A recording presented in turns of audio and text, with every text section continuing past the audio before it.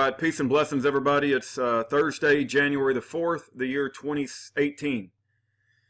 Kurt F. Johnson sent me a core links today. Kurt F. Johnson was caught up in the mortgage crisis. I've talked to his wife, and she sounds like a real sweetheart.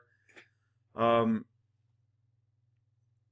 have, I don't know much about his case. He doesn't talk much. He said he's been a Christian. He told me he's been a Christian for the past 43 years.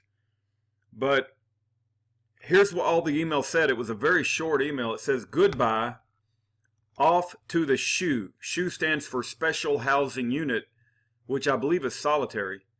No more calls. I will try and write. All my love always. The last I heard, Kurt was trying to, make contact with some sort of higher court, like a world court or something like that, International Court of Appeal outside the United States, which I'm sure the Bureau of Prison does not like. But, I don't know what his story is, but this was published. When was this published? This was published in July 8th of 2010. It appears that this is an article by lawyers trying to make fun of Kurt F. Johnson. And so when I'm going to read this I'm going to read this into YouTube, but just keep in mind it's written by what appears to be I would call the enemies of Kurt Johnson.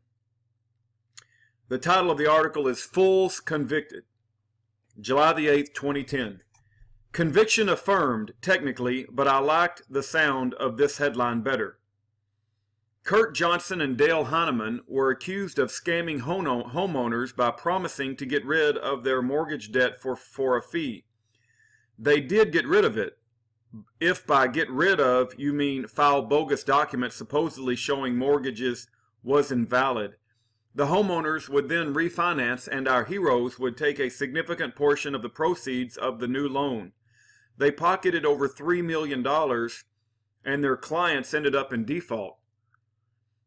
At trial, they insisted on representing themselves, and the judge was unable to talk to them out of it despite practically begging them to get a lawyer. They refused because apparently they had a plan. According to the court, the two set out to sabotage their own case, filing meaningless and nonsensical documents, wearing prison garb in front of the jury, and making bizarre comments such as asking the jury to enter a guilty plea for us. The defendants also advanced a peculiar theory that they were sentient human beings distinct from the abstract titles of defendants Kurt F. Johnson and Dale Scott Heineman, as they were referred to in the indictment and court documents. That sounds a lot like the thoroughly dumb personal sovereignty arguments that we have seen before. And although you have to wonder whether these people making these arguments are not entirely in touch with reality, the trial judge had these guys were evaluated by a doctor who found neither one was suffering from a mental disorder. But on appeal, after an unsurprising conviction, they argued that the district court should not have let them represent themselves as they had demanded, because their own courtroom behavior rendered their trial unfair. The court.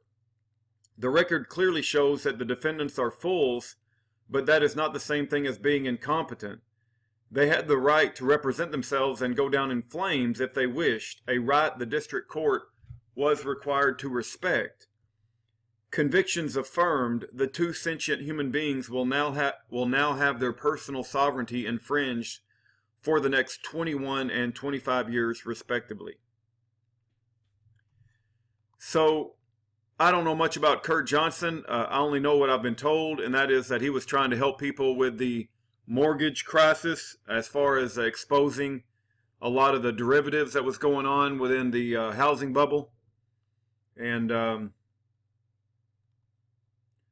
we got this letter from him today that says they're putting him in this solitary confinement.